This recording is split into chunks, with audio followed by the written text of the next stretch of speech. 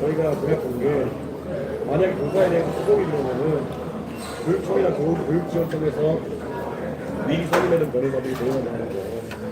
그러니까 선생님들이 사비로 변호사를 세거나 이러지 않았잖아요. 저희가 일단 소송을 근데 그것도 억지로 만든 제도 중에 하나지. 사실 선생님들이 소송에 들어가는 순간부터 변호사가 뭐 있던 말든 되게 부담스러운 거잖아요.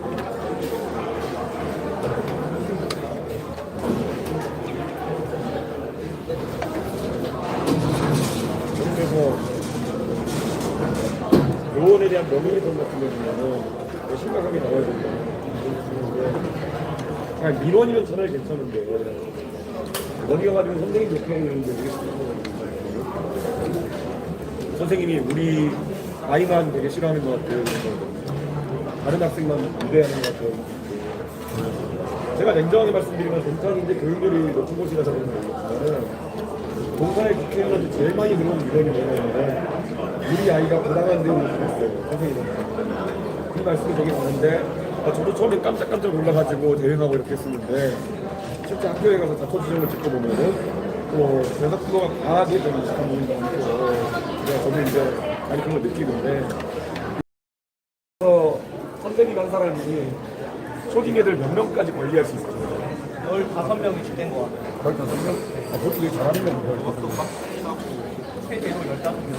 근데 예를 들어 지방에 가니까 내가 선생님 만나보니까 요즘에 막 단호가 학생들이 많아지고 그래가지고 선생님 신경 쓰실 게 너무 많아지고 그래가지고 얘기해야 되는데 뭐 여기는 서울인용을 다 돌릴 수 있는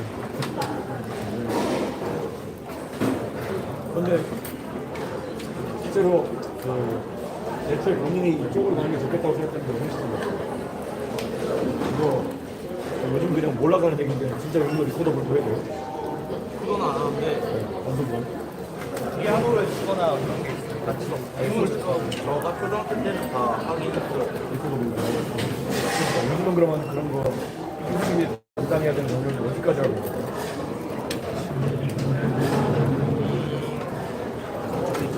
예를 들어 선생님이 몇번 보면 까지가 초등학교 때 할 수 있는 직접 들어가면 학교 가는 친구들만 따라올 수 있어요. 갈수록 이제 보육이랑 교육 경계선이 허물어져 가고 있잖아요. 근데 그런 움직임은 어떻게 생각하세요? 학교에 자꾸 보육 기능을 부과하는데 선생님들이 싫어하기는 유권자랑 학부모님 기능을 원하고 있거든요. 근데 솔직히 초등학교 선생님이라고 생각했을 때는 오후 3시까지 애를 데리고 있어야 된다 이거 어떻게 생각해요? 그사의 골반을 정착하는 반대로 행정권을 부담을 덜어줄 필요가 있다. 너무 과도한 업무량 아이들 피해하는 거 같아요.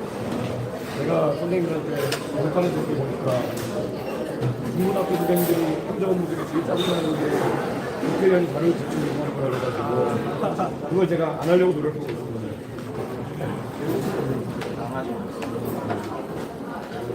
그러니까 우리는 던질 때 그냥 한 문장으로 이것도 알려주셔야 하는데 선생님들은 그냥 계속 그 시간에 그걸 보고 있어야 돼요.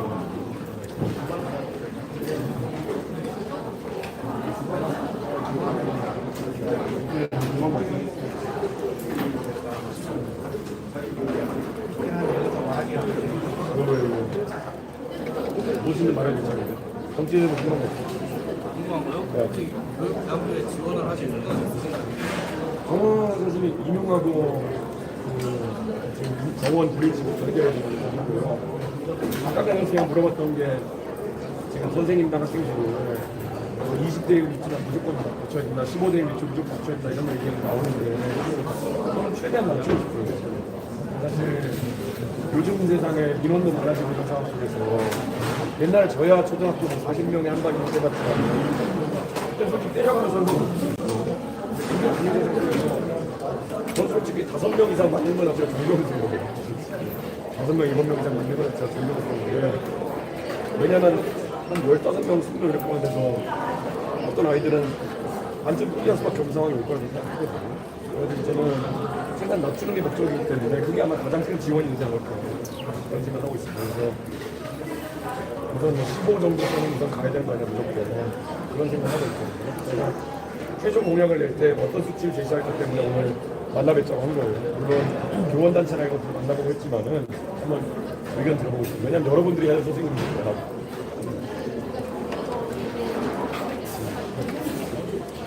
그런 공약 같은 거 찾아보는 거예요. 선생님들. 수나 이런 데 노력 관련 자체가 좀 많이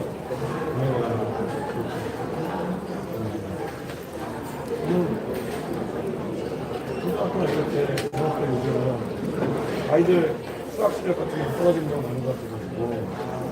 저는 일세고사 같은 거 본작가를 준비합니다. 왜냐면 성적 측정을 해야지 선생님들도 더 지원할 수가 있고 좀 부족한 학생이 있으면 더 지원하겠다. 그래서 미국의 오바마나 아니면 부시 행정부 때는 일제고사를 공립학교에 막 가가지고 성적이 안 나오는 곳에다가 예산과 선생님들을 추가 지원하겠다 이런 걸 했었거든요. 그래서 그런 게 좀 필요하더라고요. 제가 사실 요즘은 동탄에서 정치하는데 동탄은 초등학교 중학생들이 많아가지고 학교를 증설해야 되는 내담되는 동네거든요. 근데 상계동에 제가 원래 정치하는 곳은 제가 어릴 때 다니던 학교, 옆에 학교 이런 것들이 단수가 이제 두 반 이렇게밖에 모집이 안 돼가지고 애들끼리 체육활동 기회를 못 한다고 그래요. 그런 것도 좀 걱정이 되기도 하고. 근데 초등학교 이제 학점고 줄어드는 거에 한 학교에 예를 들어 두 명씩 아니 두 개 반씩 있는 게 좋아요 아니면은 좀 뭐랄까 한 학교를 합쳐가지고 여러 개 반씩 좋을까요? 이런 데 생각도 있어요.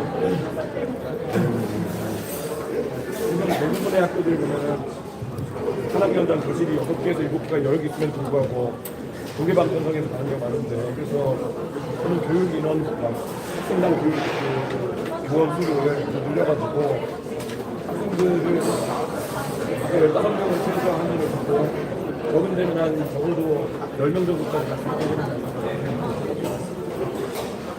그런 생각도 생겼습니다.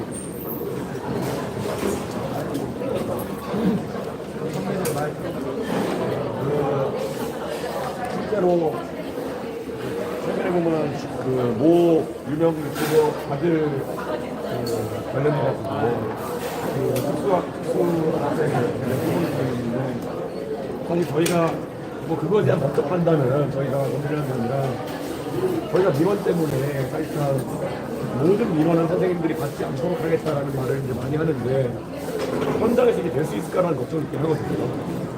사실 그래서 저희가 강화하는 게 그 교사에 대해 가지고 무고 같은 걸 하게 되면 엄중 처벌하겠다는 저희가 이야기하거든요. 사실 아동학대냐 소유이냐는 굉장히 고리짝한장 차이다라고 생각합니다.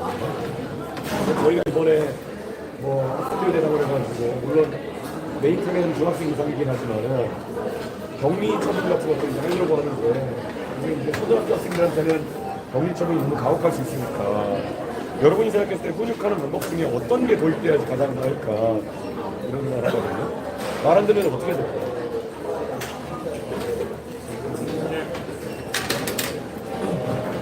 저희가 생각하는 가장 큰 노름거리 중 하나는 답이 없는 것 같고요. 사실 이게 되게 중요한 게 제가 뭐 여기 가깝지만 서희초등학교를 가지고 있고 예전에 초등학교 사건들도 있고 이런 안타까운 일이 반복될 때마다 정치인들이 그냥 조문한 다음에 그냥 대책을 그냥 뭉개거든요.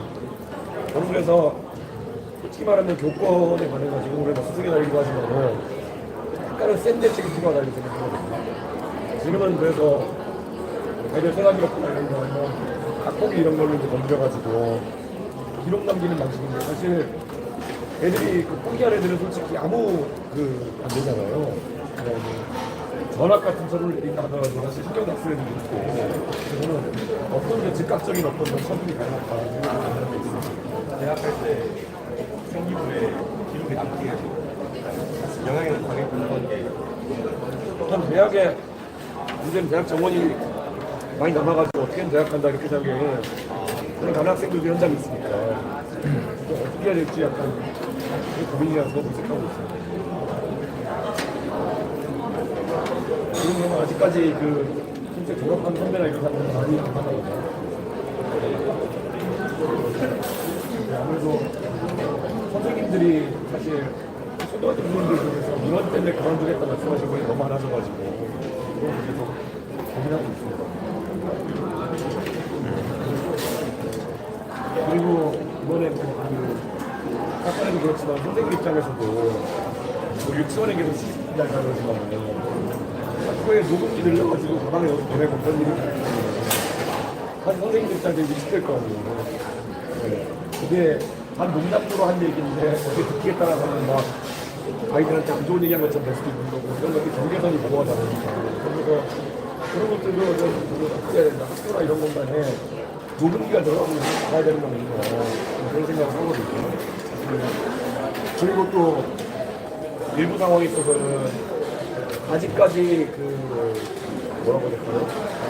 후보하고 이런 것에 엄중함을 잘 모르는 학생들이 어릴 때 선생님에 대해 가지고 그냥 장난조로 이상한 신고 같은 거 하고 있을 때 학생의 말을 전적으로 믿고 선생님에게 막 이렇게 처분이 나오는 경우는 굉장히 곤란한 그런 사례들이 나오고 있는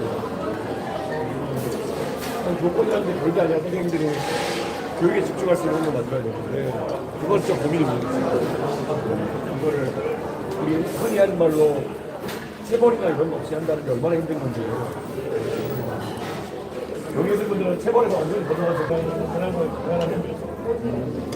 고등학교 와서 나갔어요.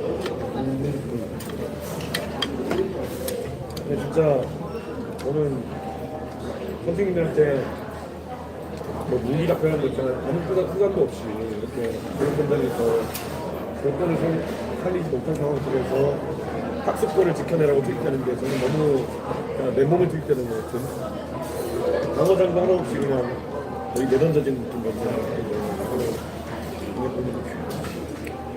또 공무원이다 보니까 소송이나 이런 거에 휘말리면 우리는 미래가 불투명해지고 그런 게 생겨요.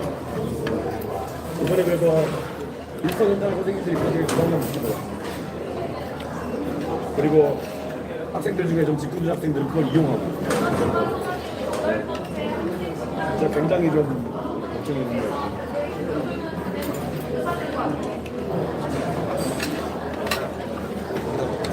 근데 교대는 이렇게 1, 2, 3, 4 할 때 휴학도 많이 해요? 다른 학교 같은 거 휴학하고 좀 자기개발도 하고 이렇게 하고 여행도 많이 가고 싶을 텐데 교대는 아무래도 같이 연차를 따라 올라가야 된다는 생각이 있어요. 기후가 점점 줄어들다 보니까 최대한 빨리 시험 군대를 가는 것도 미리 합격을 해주고 그다음에 군대를 가는 군대는 정말 많아요. 남자들은 여기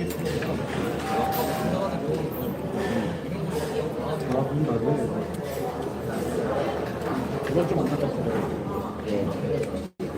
왜냐면 오히려 너무 전문적인 직업이기 때문에 다양한 경험을 할 기회가 부족하지 않을까. 요새 학생들이야말로 진짜 자유학기제 같은 거 해야 되는 거 아니에요. 사실 교대 커리큘럼 같은 경우에 제 생각에는 차라리 4년치 3년으로 줄인 다음에 1년 정도는 자기 개발할 수 있는 시간을 준다고 생각합니다. 한번 연구해 보겠습니다.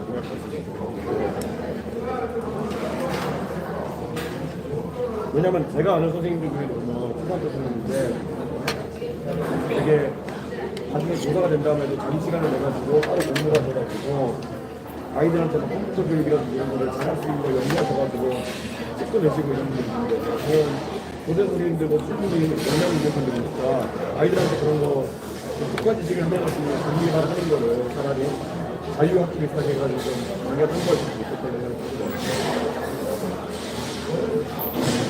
고대는 반학교 막 학점교류한다는 얘기가 되게 불편하고 원래 그런 어떤 다양한 걸 할 수 있는 제도가 있어야 되는데 그건 아예 모든 교대생들이 1년 정도는 다른 학교에 가가지고 다른 공부하거나 아니면 자기개발 할 수 있는 시간이 있었으면 좋겠다. 그게 제주교대를 많이 바뀌더라고요. 그런 건데 올라가는 건데 필요한 느낌으로 그럴 가능성도 있는데 한 명씩 있는 것 같아요. 그거 진짜 모르겠어. 제주도대 같은 거 제주도랑 인연을 맺어가지고 거기서 나중에 선생님 할 수도 있고 그래서 근데 만약에 일반 대학교랑 활성화 되면 좋을 것 같겠죠. 물론 좋겠지만 제도적으로 그렇게 좀 국가가 커리큘럼이 좀 바뀌었을 것 같아요.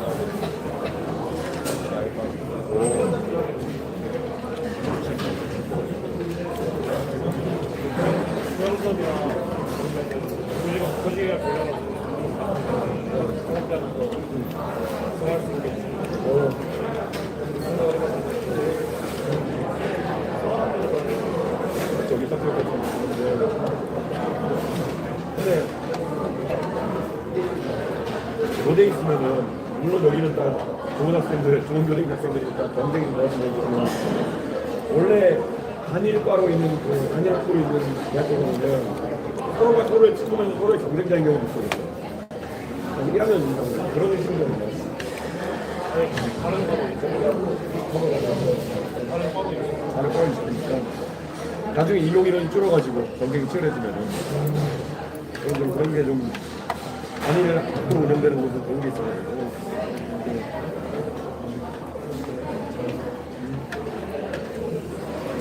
교대 와서 좋은 게 뭐예요? 학생 수가 적다 보니까 신목할 기회가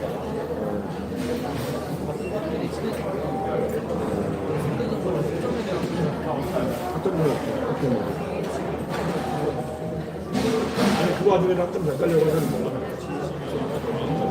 왜 그래?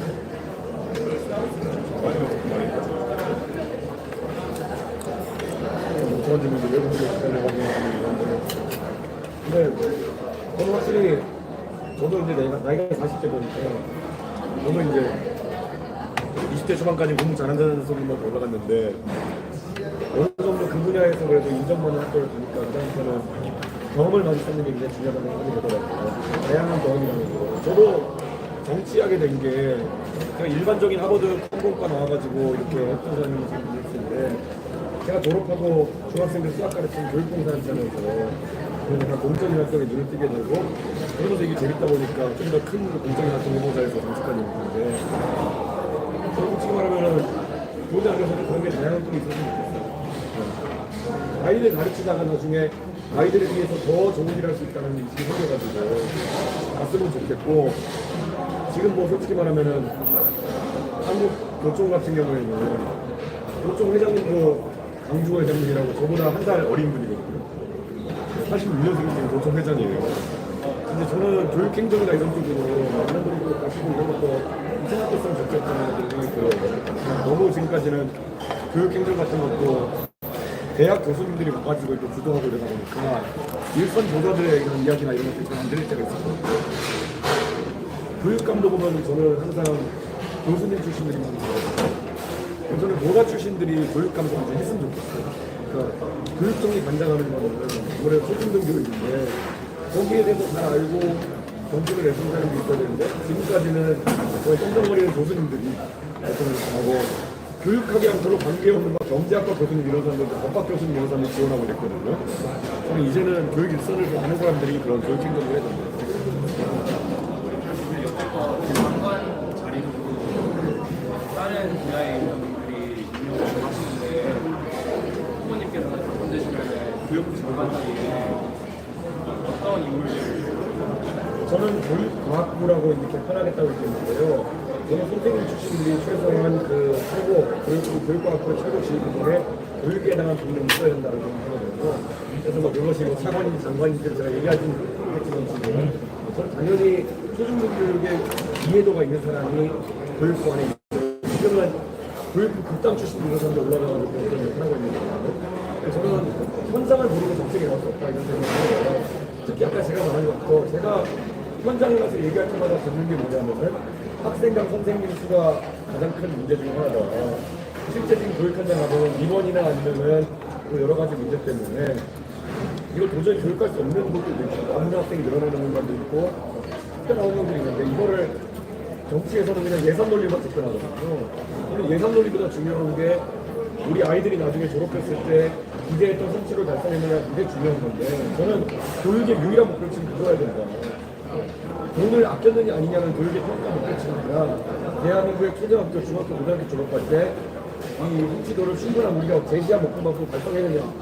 안 되면 돈을 더 넣어야 되는 것이고, 안 되면 선생님을 더 쓰셔야 되는 것이고, 저는 거기에는 물러서지 없어요. 이게 한계가 저희가 5년 단위제를 하고 있지 않습니까? 그래서 정권이 휘청휘청 버티는데 교육 같은 경우는 성과를 내려면 기간이 좀 오래 필요하잖아요. 그렇게 한계가 있겠죠. 저는 그래서 집권하면은 바로 처음부터 바로 그런 걸 당하게 되어가지고, 저는 우선 전국 단위 성취도 평가 같은 거 활성화 시켜야 된다고 생각하고요. 그래서 만약에 특정 지역이나 특정 학교에서 실제 교육이 잘 진행 안 되는 곳이 있다 그러면은 저는 거기에 즉각적으로 예산 증액하고 선생님 추가 투입하는 거 수업 개정해가지고 이제 넣어야 된다. 시행령 개정해야 된다 이렇게 생각하거든요.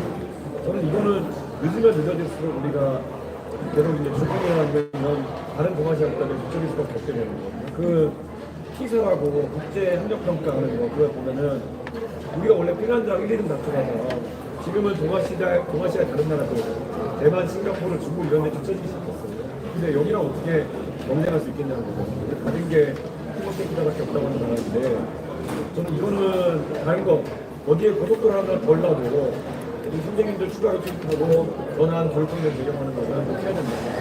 그렇게 해서 국민들한테 솔직하게 이렇게 하고 차라리 사교육들이 줄지다 이런 식으로 이야기하는 게 옳다 이런 생각을 하는 거예요. 지금 대한민국에 그냥 선심성 예산 나가는 거 솔직히 한거 없고 SOC 예산도 저는 솔직히 그거 되게 많다고 생각하거든요. 저는 화끈하게 교육 예산으로 밀어야 됩니다. 이거 안 들어주면 내가 뭐 국회에서 다른 당들이 뭐라고 하면요 제가 이거는 제가 국회 가서 연설을 해서라도 제가 뚫어내겠습니다.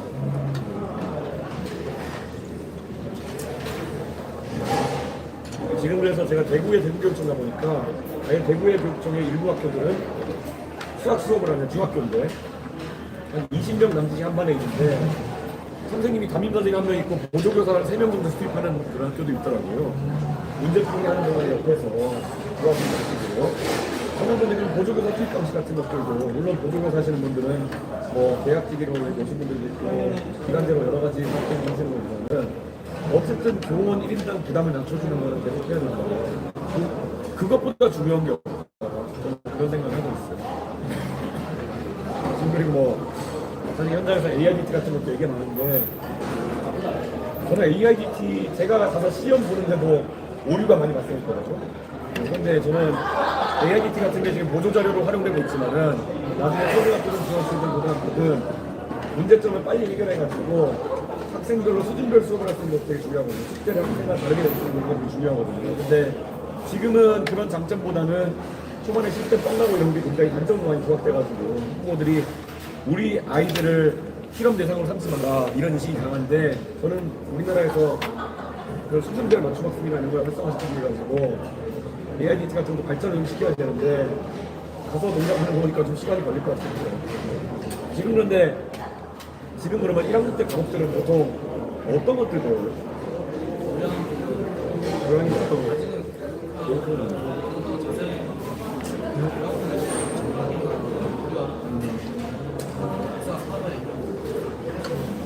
전공으로는 특수교육 과정이라 해가지고 어려움을 가지고 있는 친구들 그런 친구들을 어떻게 교육시켜야 되는지 어떤 지식을 가지고 있어야 되는지 이런 걸 그래서 보니까 이게 자폐나 이런 다른 어려움을 가지는 학생들 비중이 점점점 늘어나고 있다고 하더라고요. 그런데 이제 특수학급이나 이런 것들이 충분하지 않다 보니까 어쩔 수 없이 통합교육 이런 거를 하게 되는데 거기서 전 통합교육은 절대 안 된다고 생각하고 있어요. 전 특수학생 같은 경우는 통합교육을 받을 때 특수학생에게도 저는 어려움이 발생하고 그리고 선생님들에게도 학생은 부담이 돌아간다는 거기 때문에 특수학급의 설치가 필요하고 지금 사실 저희 동탄에도 보면은 처음에 도시 설계할 때부터 동탄은 신도시니까 아예 그 특수학교를 가운데다가 배치해놨거든요. 그 한번만 사이에. 그러니까 좀 민원이 적은 그런 상황인데 저는 그 앞으로 신도시 설계할 때는 이런 특수학급 같은 문제를 가장 최우선으로 해결하고 일단 나머지 교육기관으로 배치해야 되는 그런 생각을 하고 있어요. 지금 기존의 학군에다가 이런 걸 설치하고 집어넣고 이런 게 너무 힘들기 때문에 그런 생각이 들었습니다. 지방 쪽에 보면은 특수학급 대신에 저희 한국말을 못하는 아이들이 점점 늘어나고 있단 말이에요.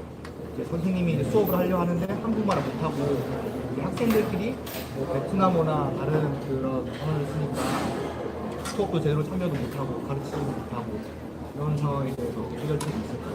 저는 우리나라에서 초등학교 1, 2, 3, 4, 5, 6 이렇게 초등학교 6년을 갔지만은 저는 이거는 초등학교에서 앞으로 초등학교 영학년을 운영하지 않을 수 없다고 생각해요. 영학년이라는 게 사실 제가 미국에 대학교 갔을 때 하버드 대학교 갔을 때 저희 하버드 대학교 학생 중에서 저같이 한국에서 와가지고 영어 실력이 뭐 영어 제가 하긴 하지만 그래도 작문을 잘하거나 이런 능력이 안 되는 사람에게는 추가 학습의 기회를 부여했어요.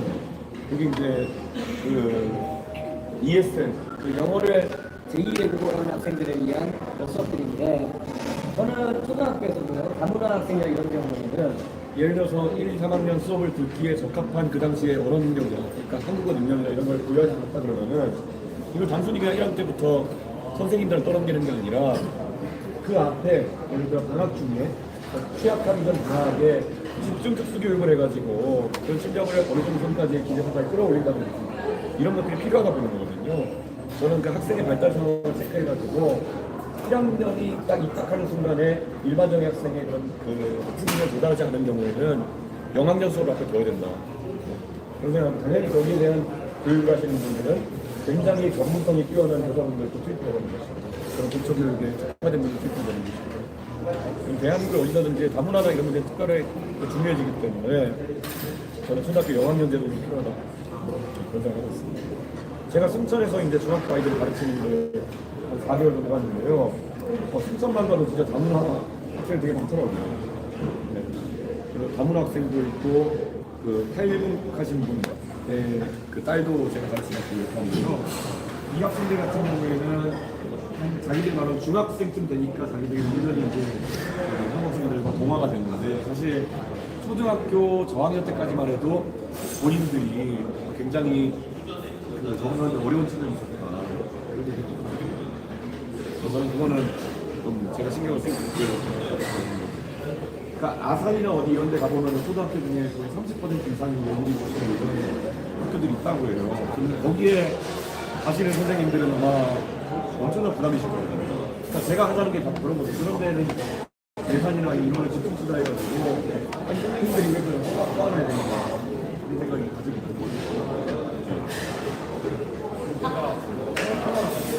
네.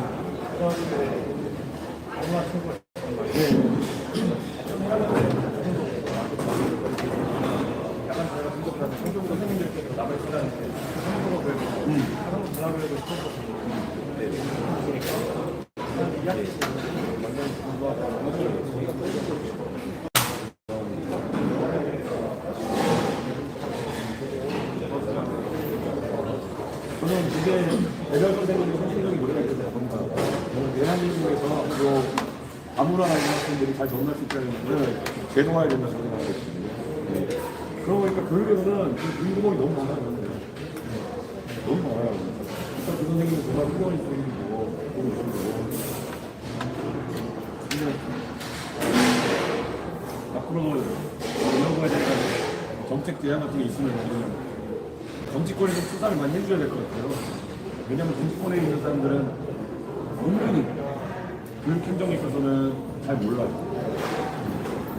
이게 이 대한민국 사람들이 생각하는 게 특히 초중등 교육은 나도 언젠가 초등학교 다녀본 게 있고 나도 언젠가 중고등학교 다녀본 게 있기 때문에 그때를 기준으로 정책을 생각해요. 생각보다 빨리빨리 변하는 게 교육 행정이다 보니까 그걸 업데이트가 맞아야 돼요.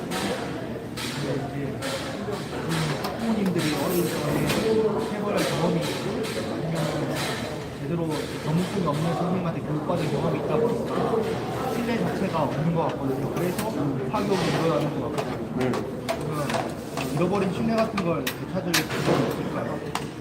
선생님에 대한 신뢰? 저는 그런 생각이 들어요. 저는 여기에는 무의미한 경쟁이 굉장히 많이 일어나고 있는 거거든요. 그리고 지금은 그냥 무한 사이클인 것 같아요. 그러니까 다음 자녀가 많아지고 그러니까 마인보호에 대한 그 부족함이 마찬가지고 근데 이런 거야말로 있어볼 거라서 마인보호를 되는 점을 끊어내는 게 되게 중요하다 이런 생각을 해요. 우리가 의심이라는 게 있는 거잖아요.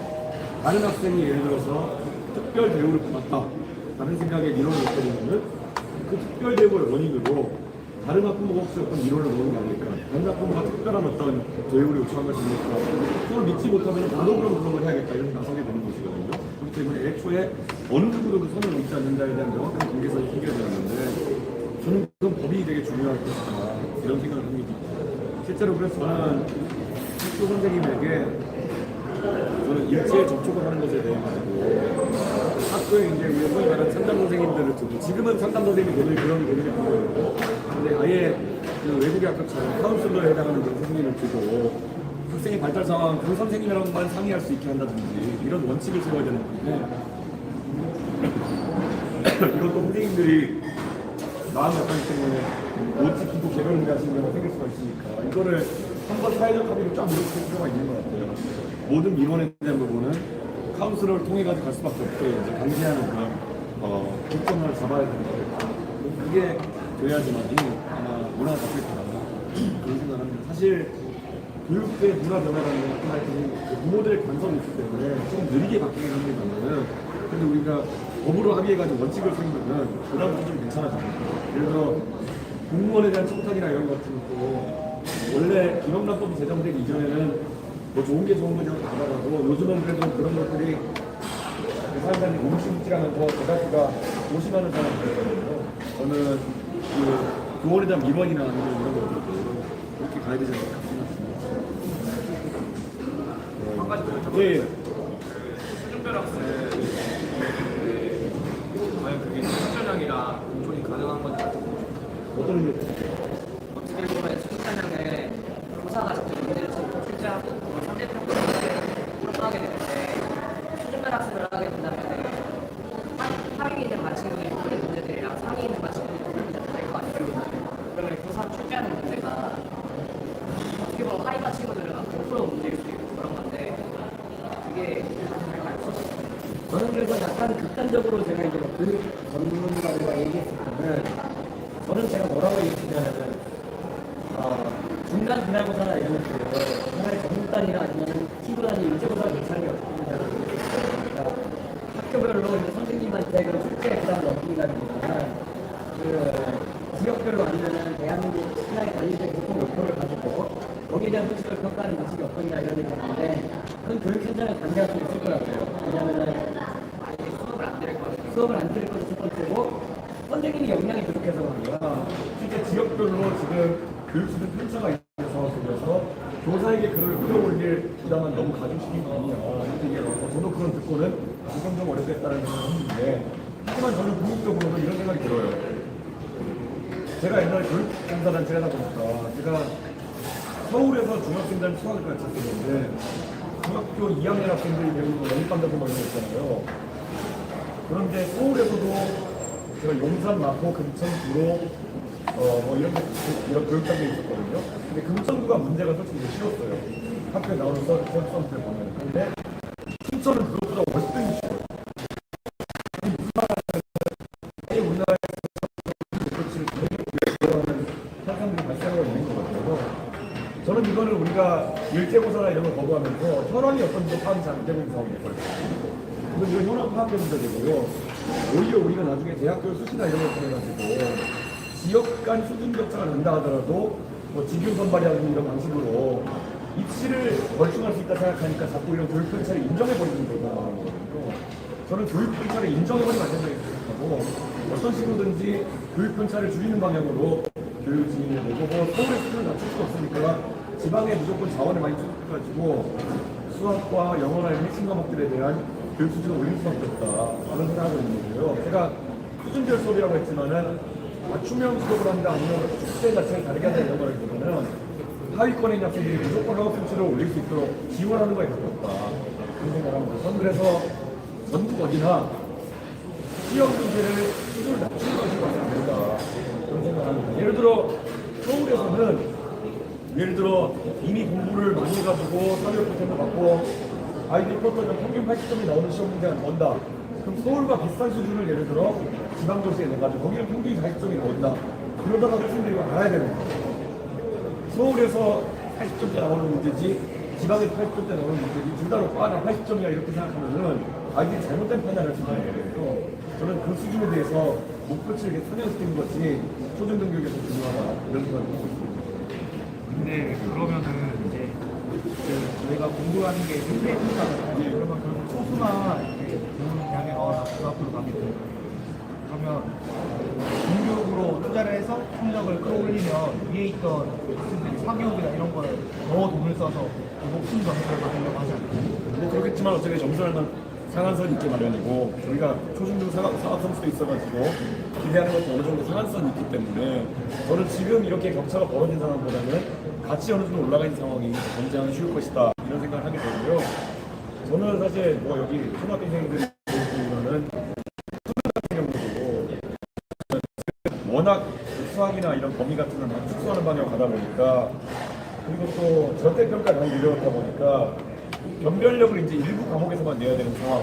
그러다 보니까 특히 수능에 비문학이나 이런 데 수능을 봐야 되는 상황이 있다 보니까 진짜 킬러문학 이런 문제가 계속 등장하는 거잖아요.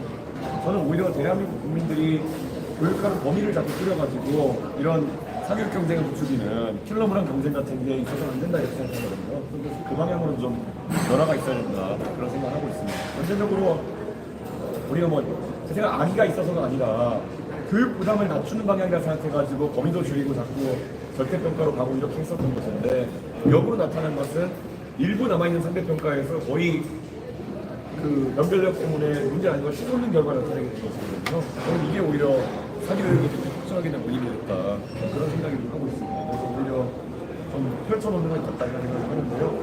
이게 교육 전문가가 나 말이 좀 달라가지 전부 다 저희도 고민이 있는 기업인데 적어도 지금까지 한 10년 동안의 교육 실험은 기대했던 성과는 나지 않았다. 그래서 이번에 좀 팔각적으로 바꿔봐야겠다는 생각을 하고 있습니다. 예. 방금 전에 대표님이 말하신 책임교육에 관한 거. 제가 여러 생각을 해봤는데 이 책임교육을 실현하기 위해서 성적이 떨어지는 학교에다가 예산을 투입한다거나 아니면 AI 기술을 활용한 교육을 방금 말씀을 드렸잖아요. 공교육을 이기기 위해서. 근데 실질적으로 그런 것도 사교육 같은 건 나와날 거란 말이죠. 저는 제 경험에 이거 이런 걸 해결하는 방법은 공교육의 질을 AI 기기나 그런 것이 아니라 사교육에 있는 것을 편입해와서 해결하는 게 낫지 않느냐 하는 생각이 들어요. 질문하고 싶습니다. 예. 우선 첫째로는 아까 말한 것 중에 AIDT 같은 것은 주 과제가 아니라 예산 투입을 통해서 좋은 학생 교육을 학생들 그런 데를 맞추는 것도 가장 중요하다 이런 생각을 하고요. 두 번째는 교육의 방법론에 있어가지고 자 그럼 우리가 사교육에 영향을 줘서 과거에는 동네 학원들이 성업하다가 이제는 1타 강사나 이런 사람들은 약간 옮겨가게 된 것이라면 강의 능력이나 이런 것들은 사실 어느 정도 최고로 수렴할 수밖에 없는 상황이 오는 거거든요. 온라인 교육이라는 상황이라서 저는 이게 이제 교육 방법론 중에 보면 우리가 저희 필립드 러닝이나 이런 게 나오긴 하는데 저는 강의 능력에 대해서는 어느 정도 아까 말했던 AI 기타 교과서나 이런 걸 통해가지고 최고의 강의 능력을 가진 사람들이 거기 이제 학생들한테 지식을 전달하는 과정을 갖는 게 옳다 이런 생각을 하고요. 저는 그게 바로 이제 사교육적 요소를 어느 정도 공교육에 가져오는 것이다. 선생님들로 당연히 편차가 있을 수밖에 없는 그런 강의 능력을 너무 개별적으로 이렇게 의존하는 것보다는 그 강의 능력이 최우수한 사람의 강의 내용을 바탕으로서 강의를 하고 선생님들의 학생 지도에 대한 전문성이라든지 아니면 문제풀이라든지 도조 학습을 돕는 그런 형태의 전문성을 강화해가지고 그런 교육 역할을 교육 역량을 강화하는 게 좋다 이런 생각을 하고 있는데요. 아마 말씀하신 사교육적 요소라는 게 그런 부분이 있을 것 같고요. 저는 뭐 그거 외에도 사교육은 사실 봤을 때 두 가지 요소가 있답니다. 첫째는 공교육이라는 것이 지금 교육 환경 때문에 한 번 뒤처지는 학생을 다시 끌어올리지 못하는 그리고 앞으로만 가야 되는 상황이기 때문에 뒤처진 학생을 사교육을 통해 다시 끌어올리는 그런 상황이 하나 있을 거고요. 두 번째는 이제 아까 말했듯이 의미가 약간 없지만 무한 경쟁 속에서 그냥 얘가 하니까 나도 해서 뭐 이런 경쟁도 있을 텐데요. 저는 전자에 해당하는 부분은 충분히 공교육에서 아까 말한 것처럼 학생들 맞춤 교육이나 아니면 학생 대 선생 비율을 낮추는 방법으로 어느 정도 해소될 수 있다. 저는 그런 생각을 하고 있습니다. 그리고 그 두 번째, 무한 비교 경쟁이라고 하는 것은 저는 이거는 좀 정책적으로 해결하기는 어려운 측면이 있는데 이거야말로 입시 제도나 이런 면에서 개선이 좀 일어나야 되는 것이고 그 부분은 제 생각에는 아까 말했듯이 절대평가의 비율이 너무 높아서 어디 한 군데에서 상대평가가 치솟는 것들 그런 걸 좀 줄이면 해결될 것 같습니다. 말씀하신 부분이 어느 정도 맞는 것도 있는데 제가 생각하는 진짜 사기를 보는 이유가 있다면 전체적으로 교과서 퀄리티나 이런 게 AI를 사용해도 뭐 기출을 풀어오거나 하지 직접 문항을 만들는 건 어려운 거 아닙니까?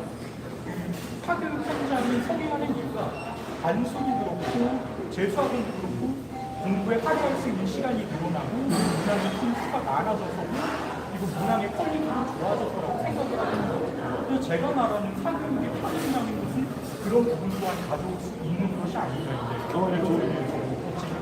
좋은 생각이시고요. 그 AIDT를 제가 AIDT 옹호자처럼 되어서 안 되는데 AIDT의 원래 처음 도입 시기가 수준별 맞춤 문제를 지금은 이제 분류해가지고 이렇게 트리를 짜는 거지만은 원래 제가 사실은 교육공동체로 제가 사업을 문제를 사업했었어요. 그래서 잘하는데 일정한 조건에 따라 문제 생성하는 거는 오히려 그렇게 어렵지 않은 상황이고요. 방금 말씀하신 것 중에 이제 이게 초등학교 교육은 아니지만은 그런 입시에 있어가지고 시대인재나 이런 데서 사실상 더 많은 문제를 출제하고 이렇게 해서 성공하는 분야 같은 경우가 있어서 이렇게 말씀드리는 것 같은데요. 초중등교육 레벨에서는 그리고 입시가 아닌 초중등교육 레벨에서는 문제 출제하고 더 많은 문제 학생들에게 제시하고 이런 것들이 충분히 구현이 가능하다 지금 상황에서도 그런 요소를 도입하는 것도 저는 적극적으로 찬성입니다. 저는 제가 교육학을 제대로 전공하거나 이러지도 않았지만은 가장 놀라운 거는 제가 중학교 학생들 가르칠 때 아이들의 학습 집중도를 높이기 위해 썼던 방식이 뭐냐면은 그냥 수학 문제 같은 거 내는데 제가 아이들 이름을 직접 문제에 넣어주고 막 이렇게 했어요. 근데 굉장히 학생들 집중도가 높아지고 이런 경험도 했었거든요.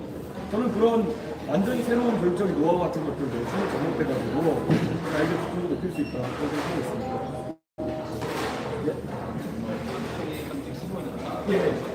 예.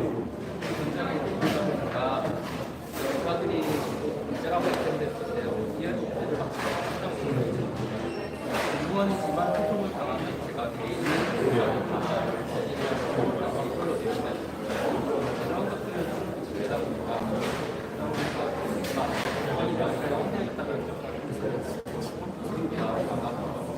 저희가 그래서 이번에 저희가 보면은 말씀하신 분들 가지고 교사 소송에 대해 가지고 그것을 교육청이나 교육지원청이 대리할 수 있도록 교육청과 교육지원청에 일정 수 이상의 변호사를 전문 변호사를 지도하는 제도를 공약했습니다. 그렇기 때문에 뭐 최근에도 여러 가지 안타까운 어떤 사건이 있었지만은 교사가 개인의 자격으로 그런 소송에 노출된 상황이 있어야 될 것 첫 번째고요. 원래 무고의 정확한 정의가 뭐냐면은 이게 꼭 검사 이런 데가 아니라 공무소에다가 허위의 의혹으로 누군가 참소하게 되면 무고에 달립니다. 그렇기 때문에 교사에 대한 어떤 기위라든지 아니면 아동학대 신고라든지 이런 것들을 허위로 그러니까 명백한 허위의 사실을 적하신다고 하는 경우에는 이것은 무고의 대상을 낼 수 있고 처벌 가능성이 높은 방향으로 저희가 정책을 추진하려고 하고 있습니다. 예, 저희가 하여튼 제가 문제를 얘기하는 게 서희초등학교나 도전초등학교나 이런 문제들에 대해 가지고 저희가 잘 새기고 정치하겠다 말한 만큼 그래서 그 교원단체나 그리고 뭐 선생님들과 협의를 진행하고 있습니다. 네, 감사합니다. 마지막 강원도에 한 초등학생이 현장학습 중에 사망에 대한 안타까운 사건이 있었거든요. 근데 그게 풍소 인원이 교사 혼자서 30명을 다 같이 순서하다 보니까 교사사고를 당했는데 그때 교사의 책임이 어디까지 있는지 이게 만약에 거기서 발생하는 모든 게 교사 책임이다 이렇게 하면 사실은 그걸 다 통과할 수도 없고 통과를 못하니까 소송을 당하면 위험하고 아예 체험학습을 없애는 방향으로 가고 있다고 들었거든요. 참 이걸 해결하기 위해서는 교사의 책임을 어디까지 둬야 될까 저는 그런 거야말로 저는 절대 교사가 책임지면 안 되는 부분이다 라고 생각하는 게 이게 뭐 예를 들어 본인이 감당할 수 있는 한계에 대해서 학생 지도를 하다가 그런 일이 발생했으면 책임져지면 한 명이 아까 저희가 5명, 10명 뭐 이런 얘기가 있었는데 한 명이 30명을 담당할 수 없다는 것은 명확한 거 아니겠습니까? 그것 때문에 저는 일정 기준을 두고 일정 기준 이상의 학생을 통솔하기 위해서는 추가로 하나님께 그 일을 위해서 특수하게 고용되는 일용직 임원이라 하더라도 그런 그 지도는 다른 사람이 일정한 숫자에 맞춰서 있어야 된다. 그런 생각을 하고요. 그건 충분히 법제화해야 될 것 같습니다. 그거는 선생님이 만약 형사처벌이라고 안 받는다 하더라도 선생님 입장에서는 평생 교사는 하실 정도 트라우마가 남는 것일 텐데 그거는 절대 그런 식으로 진행해서 안 된다는 생각입니다.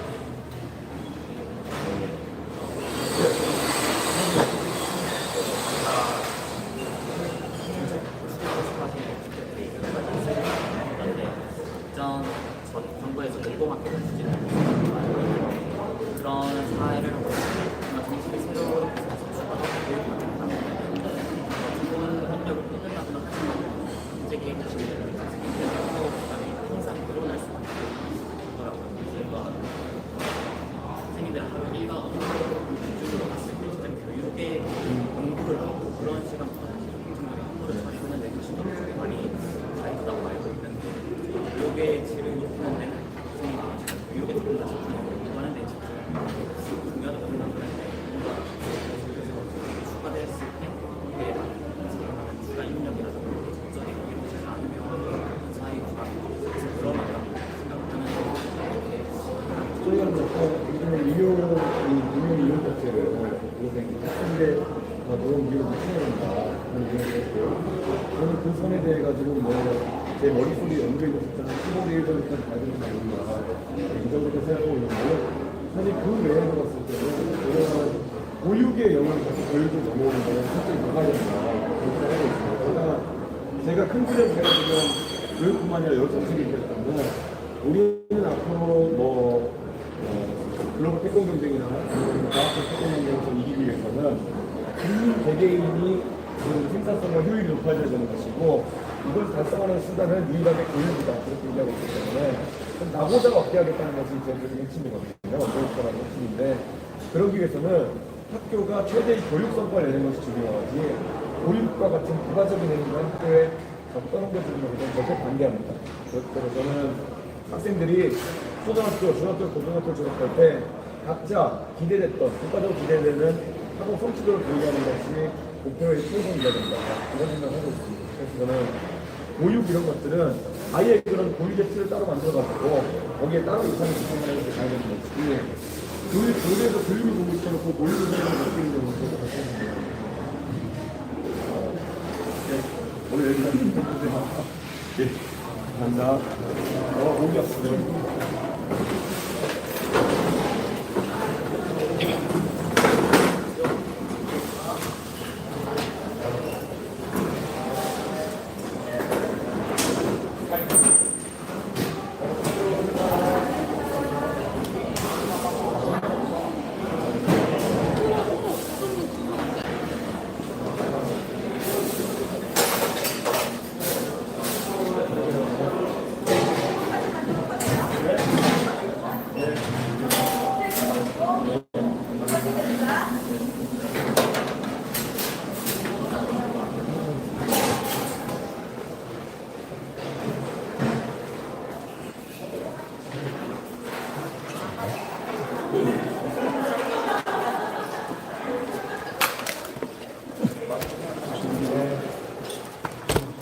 오늘 스승의 날인데 스승의 날 맞아서 교대 미래 대한민국 교육을 책임질 그런 미래 선생님들과의 대화를 나누고 일단은 교원단체, 선생님단체 관계자들을 만나가지고 실제 교육 현장에 있는 이야기들을 좀 들어보려고 하고 있습니다.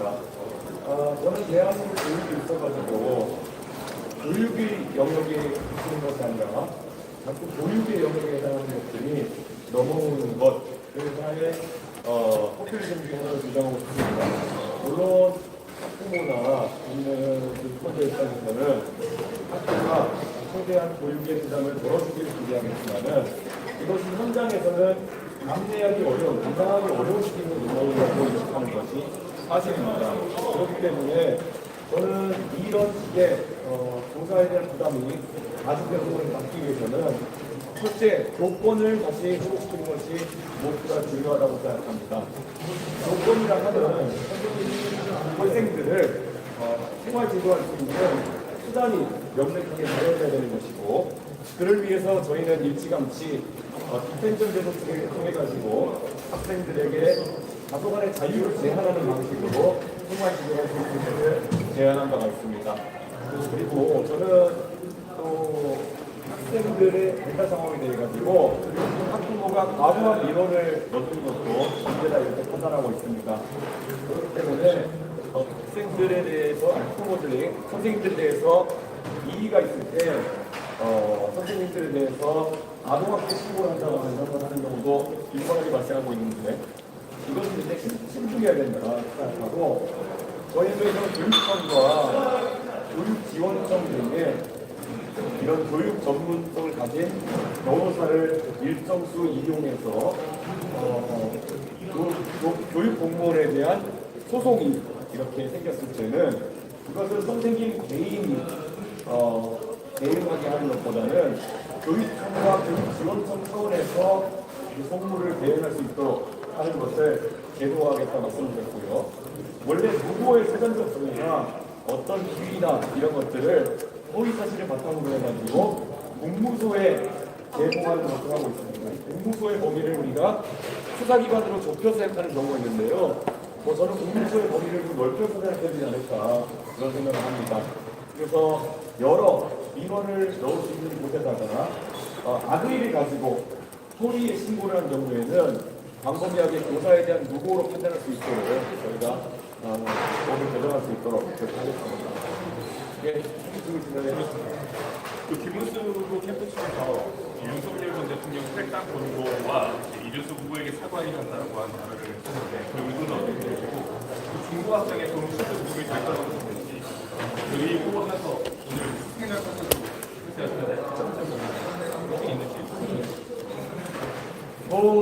국민의힘에서 어떤 행동을 하는지에 별 관심이 제가 없습니다.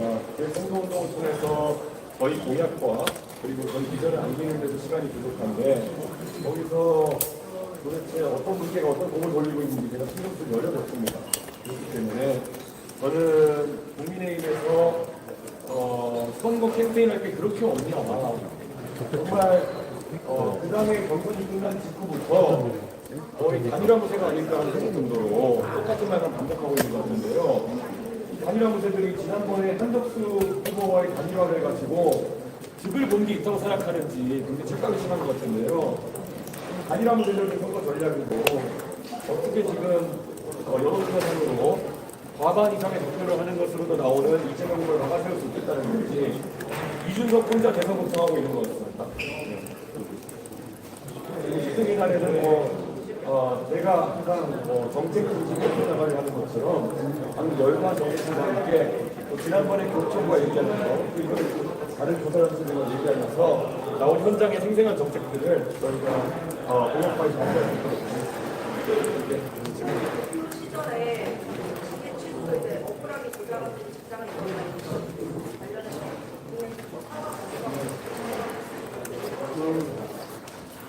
지금 상황에서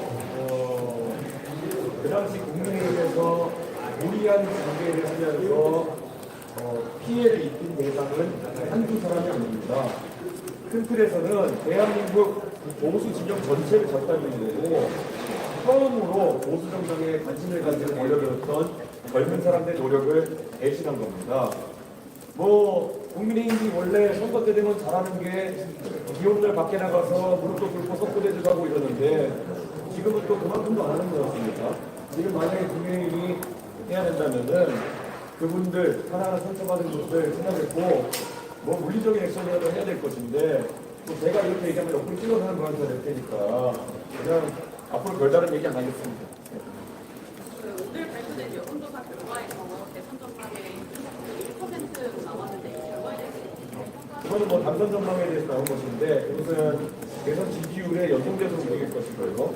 대선 지지율이 지금 조사에 따라서 1에서 9번의 차이가 나오는 걸로 보이는데요. 제가 봤을 때 확연히 현장에서의 저에 대한 관심도와 그리고 호응도는 높아지고 있기 때문에 원래 여론조사가 약간 시차를 두고 움직이는 그런 경향성이 있습니다. 그렇기 때문에 언론인들께서 조금만 더 힘을 내셔가지고 저희 공약과 정책을 흔들어주시면은 충분히 현실적으로 돌아갈 수 있다 이런 생각하고 있습니다. 아, 그렇죠. 네. 이번 주 TV 토론 처음으로 예정되어 있는데 좀 강조하고자 하는 것들이 있다면 어떤 것들이 있을까요? 사실 지금 이 탄핵 대선이기 때문에 어느 정도는 국민들이 범여권 세력에 대한 범보수 세력에 대한 그런 불만감을 가지고 치러지는 대선이기 때문에 그런 어떤 마음이 가시면 정책 경쟁이 일어날 수 있는데 단합계나 보수진영 멸망을 위해 가지고 지금 윤석열 정부에서 절대 조용히 하지 않고 그렇게 문제감을 드러내려고 하시는 와중에 시간이 이렇게 흐르고 말았습니다. 그런데 저는 이제는 대한민국 국민들께서 이런 토론을 통해 가지고 누가 상반임을 하고 있는지 누가 미래지향적인 이야기를 하고 있는지를 가려내줄 수 있을 그런 기회가 왔다 이런 생각을 합니다. 그래서 저는 이번 1차 TV 토론이 하나의 분수령이 되어가지고 많은 변화가 있을 것이다 이렇게 생각하고요. 저에게 여러 방송국이나 학교에서 연락이 와가지고 대선 주자들이 동의만 한다면은 특정 분야의 정책 토론회를 하겠다고 한 곳이 네다섯 곳이 넘습니다. 그런데 공교롭게도 단 하나도 성사가 되지 않은 것으로 봐서는 저를 제외한 다른 후보 중에 특히 이재명 후보가 이런 토론 제안에 응하지 않고 있는 것이 아닌가라는 의심을 할 수밖에 없습니다. 이재명 후보가 깜깜이 선거를 하려는 의도가 아니라면은 이런 방송국이나 아니면 학회 등의 토론 제안에 응하는 것이 옳을 것이다 이렇게 생각하고 있습니다. 사실 이재명 후보의 그런 경제 공약이나 이런 것들은 허점이 너무 많고 실제로 경제학의 기본적인 논리만을 갖추지 못했기 때문에 지적받아야 될 사안이 많은데 그런 것들을 지적받지 않기 위해 가지고 이런 토론을 회피하는 것이 아니냐라는 의견을 갖고 있습니다.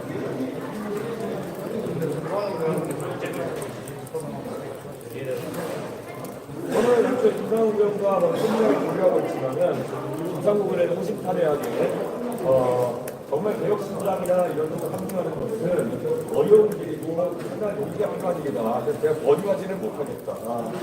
하지만은 또 김상욱 의원도 우리가 고생했으니까 국회의원으로서 앞으로 활동하는데 좀 덜 힘들고 그리고 다른 의원하고 더 힘든 선택을 한다면은 남아있는 선택은 민주당 가는 것밖에 없지 않겠는가 그렇게 솔직하게 조언했다는 측면이 있는데요. 지금 무소속 단계가 지지선언 단계지만은 오늘 행보를 통해 가지고 민주당 갈 거라고 봅니다.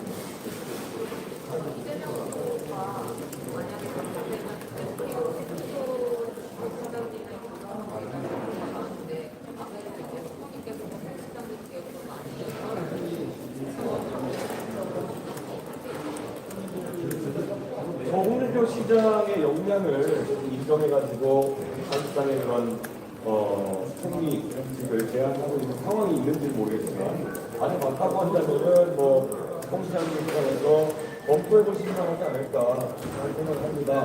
그런데 전혀 홍 시장님의 기본적인 의심이 지금 드러나 있지 않기 때문에 너무 여기에 대해서 많은 말을 하는 것은 그분에 대한 예의가 아닐 것이다.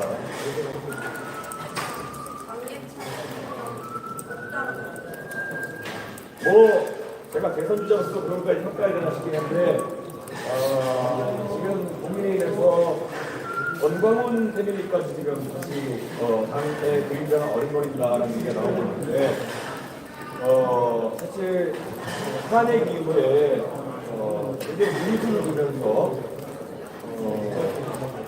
국민들에게 혼란을 가중시켰던 인사들이 들어오는 그런 마당 속에서 장희철 최고위원으로 지난번에 다소간의 국민의 우려를 사는 허물이 있었겠지만은 저는 최근에는 전광훈 목사들 그리고 막말로 과거에 논란이 있었던 인사들 그런 사람들이 훨씬 더 문제가 아닐까.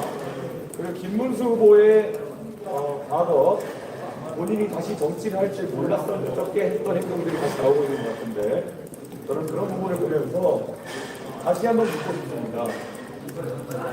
특히 대구에 가면은 2016년 총선에서 이미 그 당시에 낙향에서 선거를 치르기라고 하던 김문수 후보를 큰 표 차이로 떨어뜨렸던 것이 보수의 공산인 대구의 민심이었습니다. 수성구라는 보수 초강세 지역에서 김부겸 후보에게 20%가 넘는 격차로 섰던 그분이 과연 그러면 어떤 확장성을 가지고 이번 대통령 선거에 뛰어들었던 것이냐라는 것을 질문할 수밖에 없습니다. 그래서 저는 확장성도 없고 이미 10년 전에, 5년 전에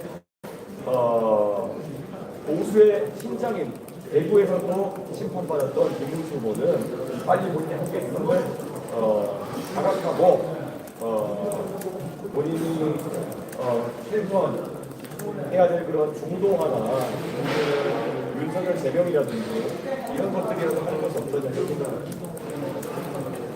저 이게 뭐 아직 효과나 이런 거랑 관계없이 김문수 후보도 이제 유승민 대표한테 러브콜 보내는 것도 있고 이재명 후보도 이제 좀 러브콜 보내면서 외연 확장을 좀 하는 움직임이 보이는데 좀 이준석 후보의 어떤 그런 외연 확장이나 그런 거에 대한 보관 같은 게 좀 있으실까요?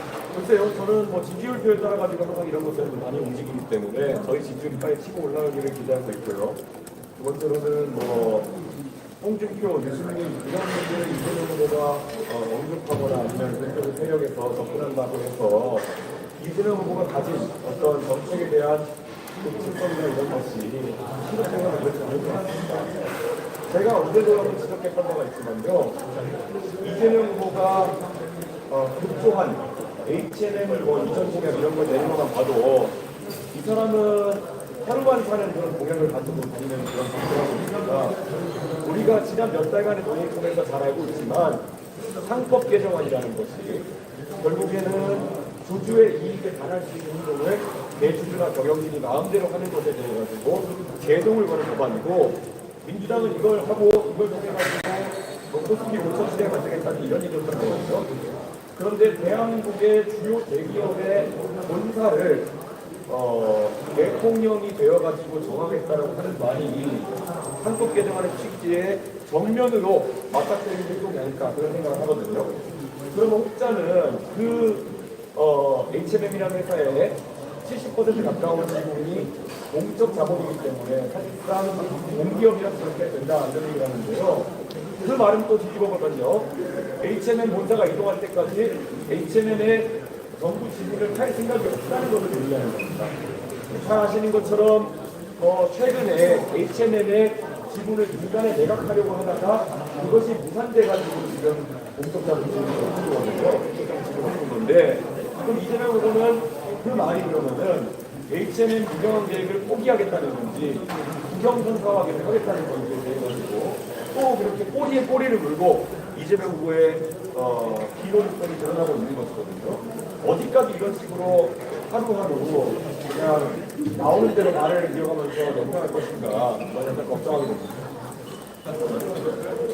이번 대선이 이재명과 윤석열 정부하고 연결이다라고 이재명 캠프에서 말씀하셨는데 여기에 대해서 저는 윤석열 대통령은 형사적인 책임에도 진짜 보수 진영 전체를 바람으로 보낸 책임은 일단 당연히 교과서에 나중에 나올 거고요. 이런 식으로 하면은 정말 대명사처럼 나올 겁니다. 보수 대명 윤석열 대통령은 하루빨리 본인의 어떤 민심을 가담하고 이 선거에서 빠져나가 그런 말씀드립니다.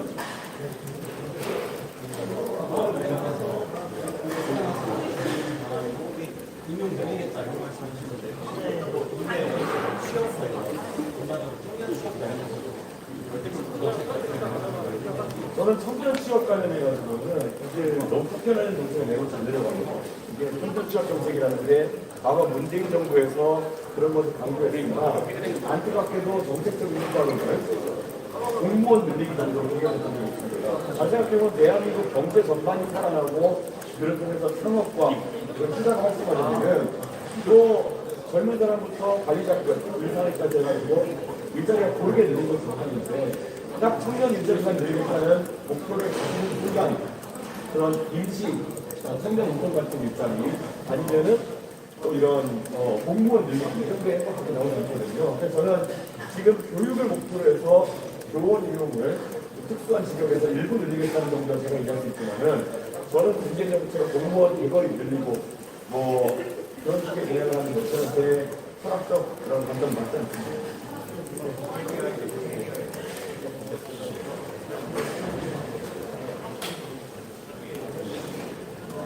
저는 성장률이 저하되고 있는 상황에서는 우리가 미래에 투자하겠다는 이야기를 계속 해야 되는 겁니다.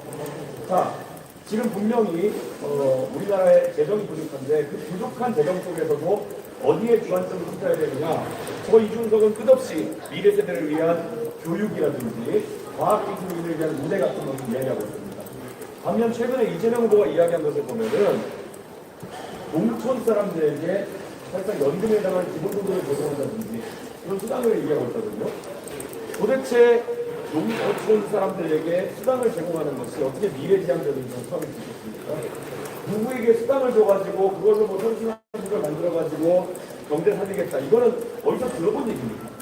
소득주도 살려 못한 거거든요. 그러니까 이재명 후보가 이런데 미련을 놓지 못하는 순간 저는 대한민국은 더 깊은 나라에 빠질 수밖에 없다. 저는 그런 생각합니다. 이제는 미래에 대한 투자 물린 방식으로 해야 당연히 GDP 상승 추세를 나타낼 것인데 해외에 투자하느냐 이런 사람들이 다 우리의 정책 결정을 보고 있습니다. 이준석이라는 사람은 미래 세대에 투자해서 교육에 투자해가지고 과학기술 발전시켜가지고 중국이랑 태권 경쟁하겠다 하는구나. 근데 여기 무슨 뚱딴지 같은 이재명 같은 사람은 농민들한테 고단위의 기본소득을 제공해가지고 그걸 바탕으로 뭐 소득주도 무슨 하겠다고 하는구나. 이거는 해외 투자자들이라면은 딱 보는 순간 대한민국 미래가 어디로 가면 망하고 어디로 가면 잘 되는 것인지 알게 됩니다. 이번에 그래서 꼭 투표를 잘해가지고 경제에 다시 활기를 띠도록 하는 것이 중요하다는 생각입니다. 이제 학생복지가 인사가 벌써 7번째인데 후보님께서는 사각지대 청년한테 공부가 출발 기회를 제공한다는 것을 말씀하셨잖아요. 학교 바뀐 청년을 만드는 제가 원래 정치하기 전에 거의 10년 가까이 했던 그런 교육봉사활동이 그 중학교 2학년 고등학생들 가르치는 것이었기 때문에요. 사실 그런 좀 어려운 환경에 처해진 학생들의 상황을 대해가지고는 꾸준히 업데이트를 제가 앞으로 있는 사실입니다. 하지만 대한민국의 어려운 환경이라고 하는 것은 굉장히 다양하기 때문에 저희가 시간을 내서 그런 일정도 만들어 볼 수 있는 한번 검토해보도록 하겠습니다. 네, 감사합니다. 이따 또 할 거니까요.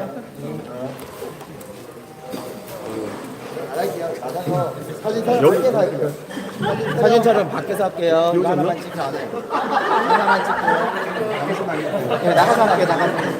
나오시면 같이 가서 찍으세요. 같이 가서 찍으세요.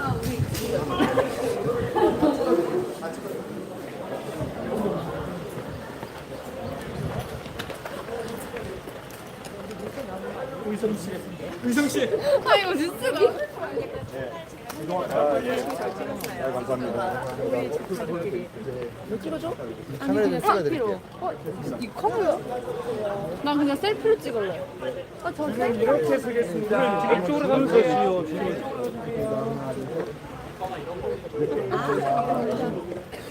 주원아, 안내해 줘.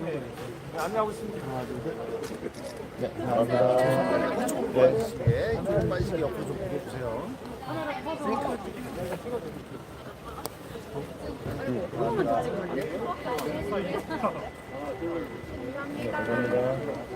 이쪽으로 오세요. 빠지시고. 감사합니다. 네.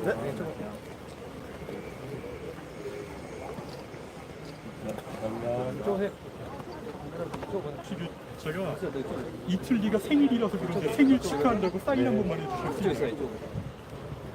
아유 정말 감사합니다.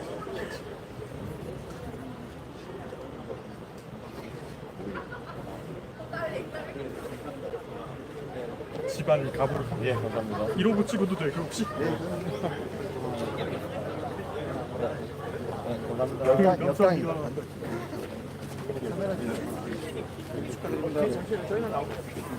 네. 고맙습니다. 아이고야. 하나, 둘, 셋. 감사합니다. 네, 자, 하나, 둘, 셋. 감사합니다. 자, 하나, 둘, 셋. 감사합니다. 주시라. 자, 하나, 둘, 셋. 네, 감사합니다. 네. 자, 하나, 둘, 셋. 감사합니다. 네. 하나, 둘, 셋. 네, 감사합니다. 학교에 한 1학년밖에 없는 거죠? 네. 하나, 둘, 셋.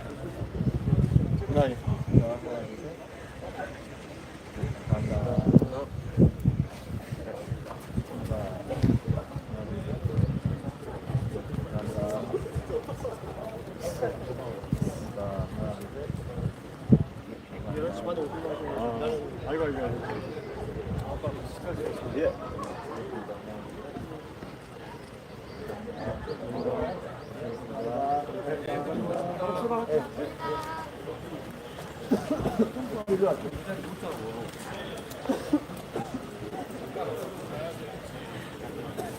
감사합니다.